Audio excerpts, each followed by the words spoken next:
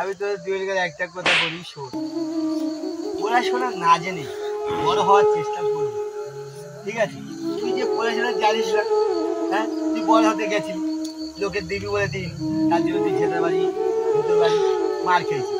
আর তোমাকে একটা কথা বলি, তুমি যে গুণিনগিরি জানো না, ঠিক আছে?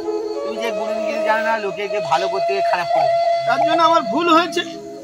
আমি তাই চাই তোমরা দুজনে মানুষের কাছে ভুল শিখার। আমরা তো ভুল স্বীকার করবো বলে এসেছি রে ভাই।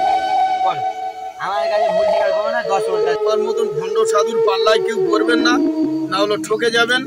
এরকম ভাব কাজ আর কোনোদিন করবো না, ভুল হয়ে গেছে, আপনারাও ভুল করবেন না। আমি যে নেতার অভিনয় করলাম, বড়লোক হবার স্বপ্ন ছিল আমার।